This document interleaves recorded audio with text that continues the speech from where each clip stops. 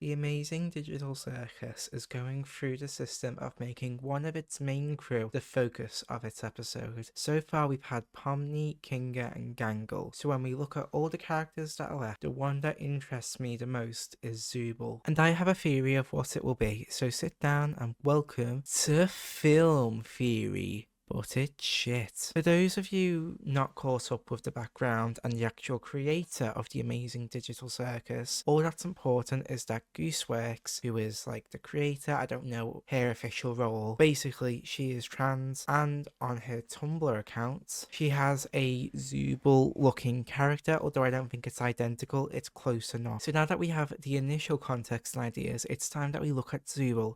So while I'm not saying Zooble is trans, I mean, they could be, but you never know. At the very least, they are very transcoded, and the reason that I think this is a collection of evidence that I have organised for you today. So I previously mentioned the creator of the amazing digital circus Gooseworks and how she uses Zooble as her profile picture on Tumblr. Of course it's Tumblr. Anyway, the way creators of projects showcase themselves is both a way to look at not only how a creator views themselves, but also how important certain characters are to them. So the fact that the main creative driving force behind the amazing digital circus has chosen Zooble to be her persona speaks volumes. So I think it's obvious that Zooble's overarching character points is the fact that they don't like themselves, constantly trying to find a body that fits them. Now I don't know about you, but that's pretty trans if you ask me. But there's one glaring issue with that. Gooseworks' profile picture is not Zooble. Look, it has no horns and it's the wrong shade. So does this mean that this video is a waste of time and I should just delete it, break my PC, burn my house down? Because I believe it's not a good enough starting point to launch a basic theory of Zooble's episode. And since it's my first one in recent times, it won't be as good, but that's fine. Anyway, let's ignore all that and let's look at the facts so we can begin theory crafting. We know 3 things. Gooseworks feels a certain connection to Zooble, and it also is confirmed to us that Zooble uses they them pronouns. 2. Zooble has body issues, however, these issues seem to link more to gender dysphoria than body dysphoria.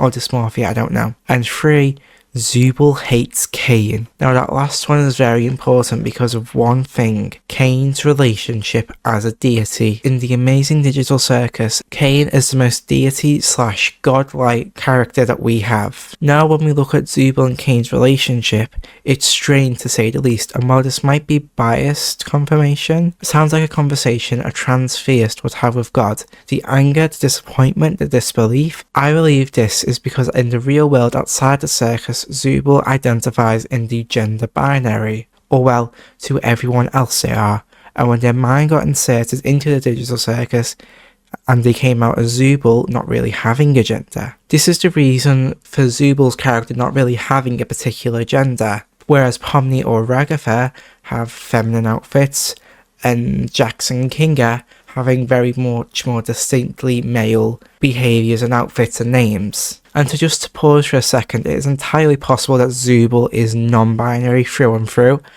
and is happy with themselves, and the episode will be about self-acceptance. I'm 100% not saying that Zooble is trans. I'm 100% not saying that Zooble is trans feminine. The reason I'm saying this is because look at them. The Loch Ness Monster and Mothman are the 3 pinnacles of non-binary gender envy. I don't think a more non-binary character has ever been created. So I just want to be clear, if Zooble's non-binary, I'll happily say I'm wrong, because non-binary people are pretty cool. The religious imagery in the amazing digital circus is not something that I noticed. Game Theory made a whole video about it, comparing the walking dentures with eyeballs to a character from the Bible. And honestly, it makes sense. I can't fault it. Everything about Cain puts him in a godlike deity level position, which is why I'm led to believe Cain's and Zooble's relationship moves on from their surface level to a more creator who doesn't know what's wrong, and a creation who is undeniably very angry. So how does this all relate to the character of Zooble? I believe that in their episode, the gang will be sent to a toy factory or something along those lines, in which Zooble will be separated and find a bunch of parts of broken toys, or maybe a lost and found box. Either or would be okay. And this leads Zooble to pick out a few different parts, hoping to find what they're looking for, and to finally be happy in their body. But they never are. So then the rest of the gang completes the adventure, saving the toy kingdom, doing something. And once they escape, Zooble is sitting by themselves, staring off into space, until Gangle comes to comfort them, and calmly Zooble lets out a sigh.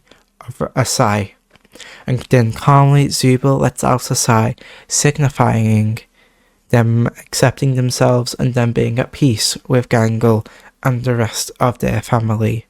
Well, kind of family. So anyway, that's the theory. It's kind of just a bit more of a basic one. I didn't want to get too deep into it because I'm not really the best, but I feel like I wanted to speak about the amazing digital circus in some realm. But anyway, if you guys did enjoy, please leave a like, subscribe. But anyway, if you did enjoy, please leave a like, subscribe, do all that good stuff. And yeah, thank you so much for watching.